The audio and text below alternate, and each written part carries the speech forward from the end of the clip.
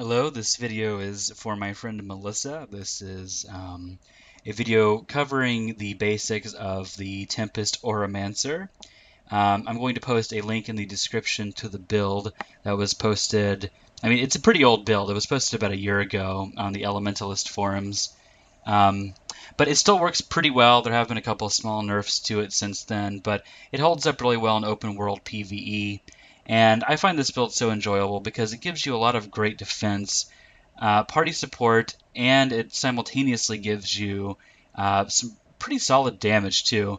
You won't get as much damage out of it as, I guess, a pure fresh air build that utilizes fire. But just the sheer amount of boons and defensive effects and just all kinds of different little things that are going to pop up just really make this build shine. Now, to start off, I wanted to emphasize that I'm testing this out in PvP using the training golems. Results will be a tiny bit different, but other than that, it shouldn't make too much of a difference. Starting off with equipment, just a quick rundown. We want the highest level equipment we can get, highest quality we can get, Berserker stats. I have opted to use runes of strength to help with blast finishers. We're going to be blast finishing fire fields using this build. And getting into more advanced builds occasionally will also be triggering might very frequently. So that helps us not only increase our might duration, but it also gives us a damage boost while we are under the effects of might. If you're more comfortable running a Scholar's build where you deal 10% damage if you're at 90% or above health, that works perfectly fine too. And with this build, it gives you such a nice amount of sustainability. Excuse me. It gives you such a huge amount of sustainability that you'll probably be at pretty high health. So it's up to you. I prefer to use strength. This is more of a casual open world kind of build, not something you'll want to take into fractals or raids. For our weapons, again, we want Berserker stats. We want a dagger with a superior sigil of force for simply more damage. And then we will want a Warhorn. Now, the sigil you want on that will just depend on your flavor. You can use air for more damage. I prefer strength, so that way I can get even more might on a critical hit. We will be critting a lot with this build, so that's something to consider as an option for your offhand. Okay, so now that we're finished with equipment, we want to go over to our traits section.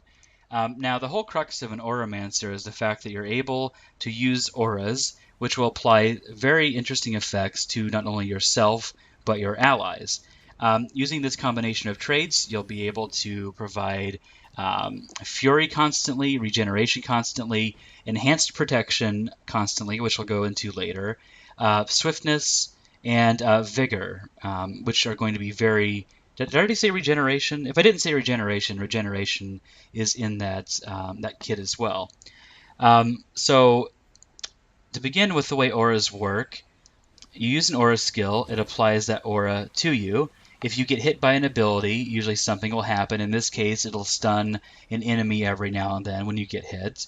And the thing with auras, though, is that they do not stack in duration, nor do they stack in effect. They don't stack at all. So if you apply Shocking Aura to yourself and then immediately apply another Shocking Aura, it will not increase to 8 seconds. If you have a Shocking Aura that's on 2 seconds and you use another one, it won't increase to 6 seconds. Rather, it'll just overwrite the old one and it'll just go to 4 seconds. So it is important to understand that you don't want to overlap your auras too frequently. But because the whole point of this is to generate boons from auras, don't worry about it that much either. Remember, this is an open world thing. This is for Bloodstone Fen or Ember Bay or some of the Heart of Thorns content.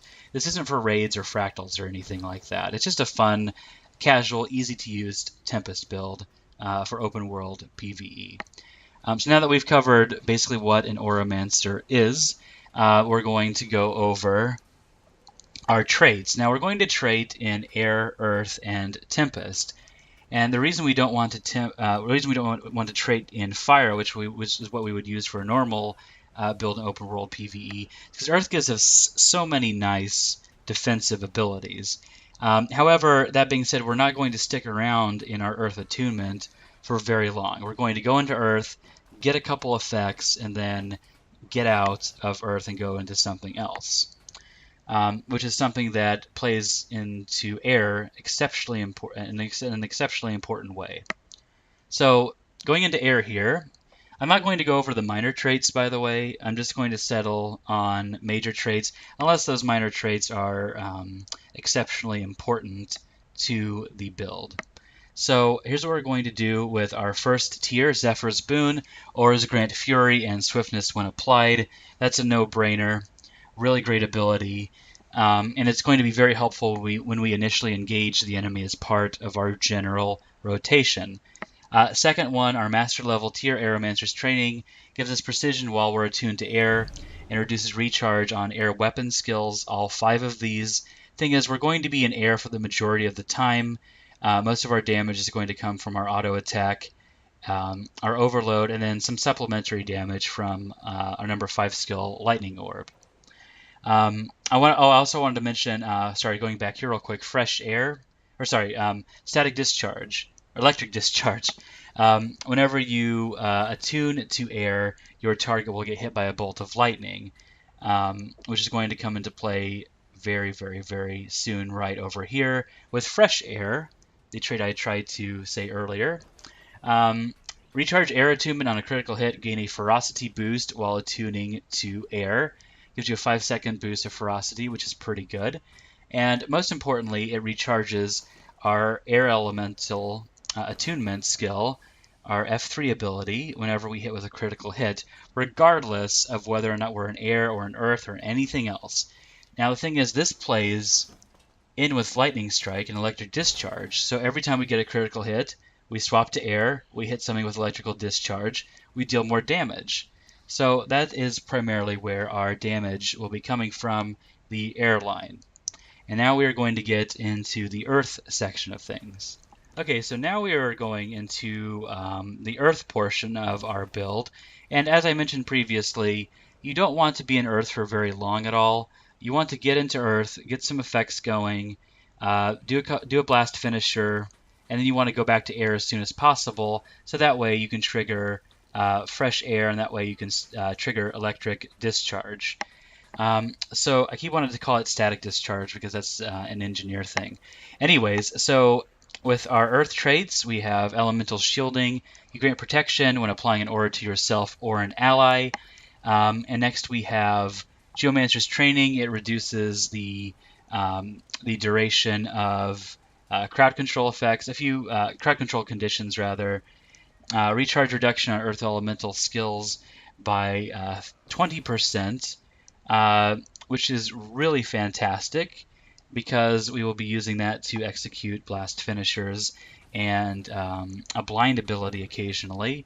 Not the best trait, but that's really the best we have out of these 3. Yeah, rock solid. I just looked at that real quick. Not too hot. So Geomancer's Defense, we take 10% less damage while we are effectively in melee range. This is going to pair so well with some defensive Tempest abilities we're also going to have. And next we're going to choose for our Grandmaster Diamond Skin. Kind of like with Geomancer's Training, Diamond Skin isn't the best option out of the 3 necessarily. I mean, it is the best option out of the 3 for what we're choosing, but it's an okay trait. It removes conditions when you're struck above 75% health. You remove 1 condition every second each time that happens. It's okay. It's just something we want to keep in there because we have it and because it's an option. The other 2 options, yeah, not all that great.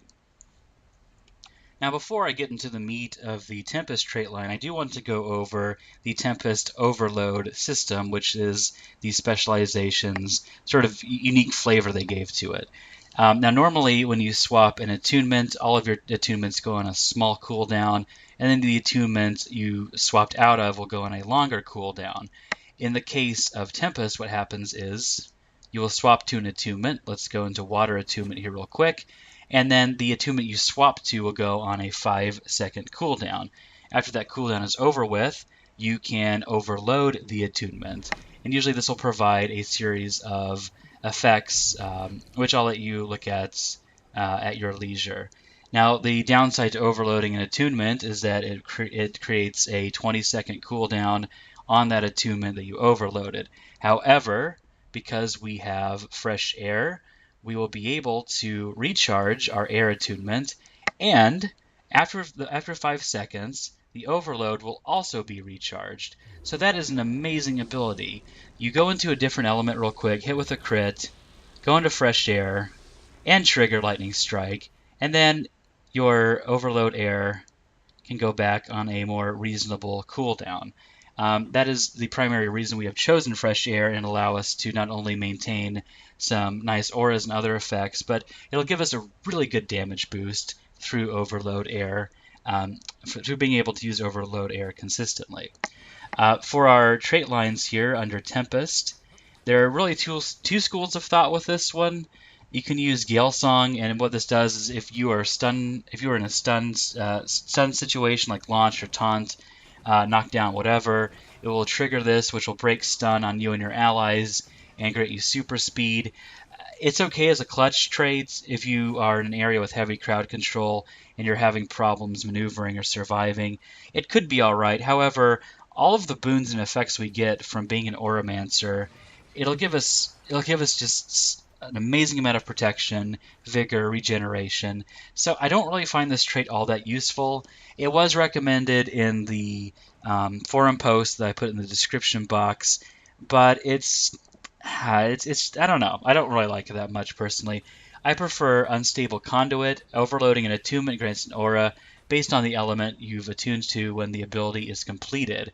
Now, we will be overloading air frequently, and we will be overloading fire attunements occasionally based on the complexity of the rotation we are going to work with. And the main reason I'm picking this one is because this one, latent stamina, apply vigor and a radius when attuning to water. It's okay, but the thing is, it only gives you 3 seconds of vigor baseline, I think, and we're already going to have practically permanent vigor, so it's really not that great. I would recommend Unstable Conduit. Then over here we have Invigorating Torrents. That is our master selection. You get vigor and regeneration every time you apply an aura to yourself or to your allies. The recipient of the aura gets those boons, just like with elemental shielding, and appear just like Zephyr's boon, which we saw previously. Now, Hardy Conduit, this is an incredibly powerful trait, which will pair very well with our ability to constantly generate protection and with other defenses such as Geomancer's Defense and Diamond Skin. And what this does is it makes it so protection, it gives you more value. By default, protection gives you a 33% reduction in direct damage. This increases it to 40%. So you apply this 40% incoming damage with 10% damage reduction in melee range, and with additional effects such as Frost Aura. Now, I'm not entirely sure how these stack. I don't know if they stack in addition or in multiplication, but it still gives you a lot more defense. So, really great minor trait, Hardy Conduit. Now, for our last selection, we're going to pick Imbued Melodies. This makes it so you automatically trigger Sand Squall when you're hit while at 90% health or beneath. We haven't gotten into skills too much yet, but I will give this something of an exception. Sand Squall, what it does is it provides a number. Tempest is so fun. All the skills and the traits apply so many different effects. It's just so awesome. But what this does is when you're hit at 90% or below, it triggers Sand Squall, applies a magnetic aura to yourself, which reflects projectiles, gives you protection in addition to the protection that triggers from the magnetic aura. It increases, there's so many things with this skill, it increases the duration of boons already on you by 2 seconds, and it acts as a blast finisher, which will be exceptionally helpful to trigger fire fields to give us and our allies more might, which pairs so well with the might runes. It increases our might duration. Now, in addition, I hope that wasn't too much at once. In addition to that ability, Imbued Melodies also gives us a duration increase to our boons, a 20% duration increase while we are wielding a Warhorn. So that it triggers so well. It applies. It meshes so well with everything else we've got going on. On top of consistent boons, we have an increased boon duration, and that's just God. I love this build. So now that we've gone over how the build kind of fits together, you apply, boons. You get protection, fury, swiftness. You get regeneration and vigor. Boons, or sorry, auras you apply to others. Other people get those boons and effects as well. Such a fantastic build. I'm ranting too much. Let's get into the skill section. Now, before we get into our weapon skills and our rotations and things like that, I'd like to go over utility skills that we're going to use for this build. A lot of builds with Tempest use Wash the Pain Away. That's more of a raid kind of thing where you have Tempests that are spec'd for giving support and healing and that sort of thing. This particular skill was nerfed a few patches ago. It now requires you to have a lot more healing power, and since we're running with Berserkers, it's really not worth it in my opinion. For a healing skill, what I'd like to use is Glyph of Elemental Harmony. It's a good baseline heal, it gives you a good amount of health left, and it gives you a boon based upon the attunement you're in. Now, you will be running around with constant regeneration on. However, usually as a force of habit, I use this while underneath water, so I can get 12 seconds of regeneration, which is pretty handy. Now, for our other three utility skills, rather, I always have this one glued on my bar, so I instinctively say 2. So we have Feel the Burn. This is a shout. It will give you and your allies Fire Shield, which isn't really that great, but it'll apply all of these nice effects from aura sharing and everything, all these nice little aura additions. The reason we want to use Feel the Burn is because it does not have an activation, which means that you can use it while you are using Overload Air, and also you can use it while you're stunned or immobilized or something like that. Next one is going to be Flash Freeze, and this one will apply Frost Aura to all of our allies, again triggering the different boon effects and everything. It will chill enemies near you. It's only 3 seconds long, but it's really helpful. You can use Flash Freeze right before using an Overload, and that way you can kite around your enemies in a circle and hit them a lot easier and avoid damage. And it also grants Frost Aura, which reduces incoming damage, which is also really helpful. Obviously, it's great with Geomancer's defense and the additional protection effectiveness provided by Hardy Conduit in our Tempest line. Now you can also swap this one to Aftershock that gives an AoE at magnetic aura, which reflects projectiles, obviously triggering the other aura effects too. And it acts as a blast finisher, which is really great for comboing with our fire field. If you don't feel like you're generating enough might from blasting fire fields with our Warhorn Earth Force skill, this would be a good one. It's on a pretty hefty cooldown though, so that's the reason I don't like to use it very much. And then for our last utility skill, we have Signet of Fire. This is a really nice improvement to precision, which will increase our critical chance, which again, more crits, more fresh air, more lightning strike, more overloading, more shocking aura, more personal boons. You get the idea. So that's a really handy one. Make sure you never, ever activate it, though. It does deal a pretty good amount of burning damage, but this is a power-based build, not conditions. So try to keep this glued to your bar and never use it. For our last utility, this is where things get kind of interesting. Really, there's 2 choices for this build. Tornado and Conjure Fiery Greatsword will actually be severely detrimental to the build. You can use Rebound, which is another Elementalist shout, kind of similar to Flash Freeze or Feel the Burn. And what this one will do is it bestows a unique boon, not a boon necessarily, but it puts a unique non-boon effect on you and your allies. And after 5 seconds, or during this period of 5 seconds, if you take fatal damage, it negates that damage, and it heals you and your allies by a small amount. That effect really isn't very good. The amount of healing you get isn't phenomenal. and it's really hard to trigger it appropriately. So the reason you're taking it, though, is because it provides more area of effect boons to you and your allies. On a 75-second cooldown, though, I wouldn't really recommend it unless you're having problems maintaining auras and your different boons and everything.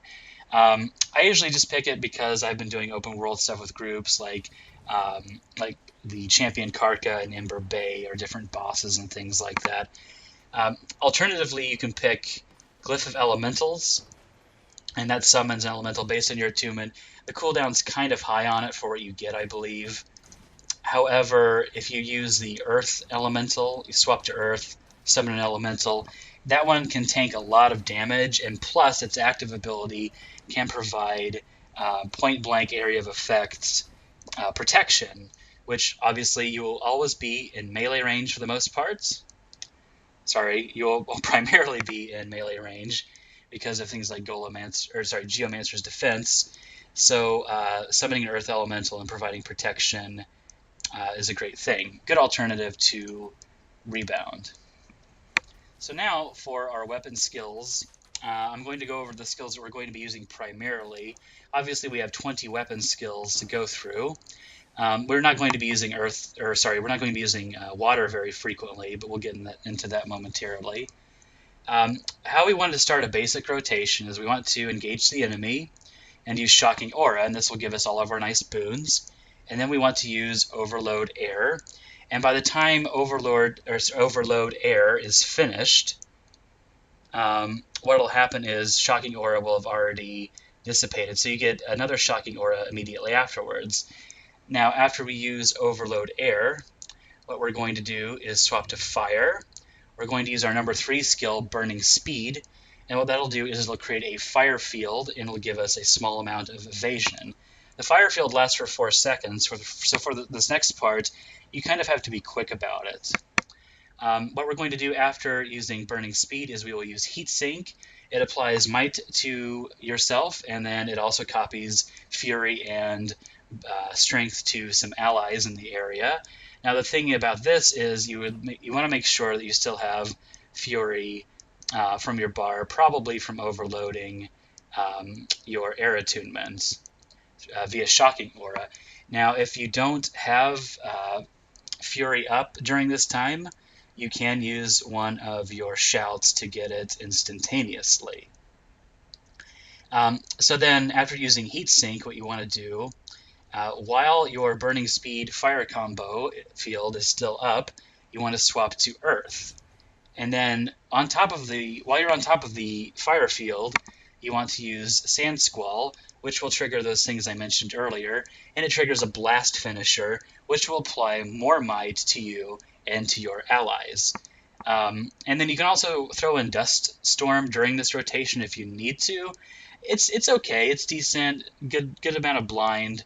Not the best skill, not the worst skill, but if you can fit it into your rotation, I would recommend it. Now, something else to mention, while we are damaging people, or monsters in this case, I guess, with our fire skills, Burning Speed, and we'll also get in a couple of small little auto attacks in between Burning Speed and using Heat Sink probably. The thing is, the Burning Speed, the ticks from that will trigger critical hits, so that will also trigger our Fresh Air, so then we'll be able to go back to that, hit the enemy with a Lightning Bolt, and then we'll be able to go back into the rotation. We can use, if Shocking Aura is off of cooldown, we can use that, and once we swap to Air, we can use Overload Air again. And then, like I said, we can mix in things like Feel the Burn or Flash Freeze. In niche situations, maybe Rebound if you want to choose that particular elite skill. So that's kind of the gist of the basic rotation for this. In open world PvE, you can kill enemies so quickly. Tempest just is such a damage powerhouse, and adding that amount of damage to all this protection and sustainability is just phenomenal. So coming up here in a sec, I'm going to show you the rotations live on some training golems. Okay, we are now ready to start our first rotation. And I'm going to take this a little slower than I typically do. just so you can kind of get a feel for what we're doing exactly. So just pick one of these enemies. Start off with our Shocking Aura. Overload air here. Swap to fire, use number 3, use number 4. Swap to earth, use number 4. Swap to F3. Keep attacking with our auto attack. Maybe mix in lightning orb a little bit. Overload our attunement here. Let's hit a flash freeze there just to maybe get us some more might. We can do another fire field, another shocking aura. Once again, more boons. Look at all of these boons. Overload air. We can go through here. By the time overload air is finished, we can go back to fire. We can use this. We can use heat sink again. We can go back to earth. We can use our sand squall again. More might duration and more might sharing. Lightning orb. Shocking aura. Use this. Overload air. There we go. Swap back to fire. Go right here. Swap back to air. Maybe use feel the burn right there real quick. Maybe we can use our number 4 here to gather enemies up a little bit better for a second. Use it again. Overload air again. There we go. Got some more boons. There we go. See, we're figuring this out. It's working great. We love Tempest. It's so phenomenal. Don't we love it? So, there you go. There's an example of a very basic rotation for Tempest. Now, something I didn't include in the last rotation was the overcharge on fire. This is because generally in open world PvE, you don't need to do anything much more than the rotation I just showed you. Enemies are going to die so fast. If you're in group content, going into fire overcharging will probably be overkill. But if you are in a situation, say you're in a group event where a bunch of elites spawn or a bunch of champions show up, and you do need more might and you do need a more intense range of damage, then I would strongly recommend this particular rotation. It's fairly similar, only we're going to stick around in fire a little bit after our overload air. So what we're going to do is same thing as before, shocking aura, maybe mix in a couple auto attacks, use overload air, swap to fire, and then what we're going to do is what you can do is you can use burning speed and heat sink like before if you want to. That's kind of optional because overload fire is going to give us just an insane amount of might and all kinds of fun little things. So basically, you want to kind of stay in fire until overload fire comes up. Use overload fire, and then try to continue the rotation as before. You use sand squall on top of the fire field that you generate from overload fire to provide even more, if you can believe it, even more might stacking and might sharing. So we'll go over that momentarily. I did want to touch on water very briefly because we haven't discussed it. The problem with water is it doesn't provide any direct auras for us. It does give us boons through tidal surge, but that's pretty much it. You really don't want to stay in water for very long at all. Like I mentioned earlier, if you want to go to water, I would recommend only doing it when you need to heal. Now, when you go to water, you can also use your number 4, number 5 abilities to provide some more healing to your allies. Do try to be careful, though, with your number 5 skill, because that will create a water field. And if you use Sand Squall on top of Water Globe here, that could give burst healing instead of burst might. So that's definitely something to keep in mind. Enough digressing, I will get into the more enhanced rotation. Okay, here we begin. It is practically the same as last time. Use Shocking Aura, engage the enemy, hit our overload air right here. Once this is finished, swap to fire, hit 3, hit 4. Let's get another aura going because we haven't had one for a little bit. Then we will use our F1 overload fire. And then once this is finished, we'll go back to F4, use our Sand Squall to get another blast finisher, swap back to air, trigger that nice electric discharge, give ourselves a nice boon there, a nice aura there with some more boons, overcharge air, and then we can also hit Feel the Burn while we're at it. Why not? What the hell? It's open world PvE. Nobody cares what you do. It's fine. But as you can tell, this is a really, really phenomenal build, and I just discovered it a couple weeks ago, and ever since then I've not been able to stop playing my Ellie. I mean, I love this just so incredibly much. I mean, it does... God, it is just so great. I cannot get over it. Um, Anyhow, there is your Tempest Auramancer tutorial. I hope you liked it, Melissa. And as always, if you have any questions about this build or about the game in general, please feel free to ask me. I am here to help you. Thank you very much for watching the video, and take care. Thank you.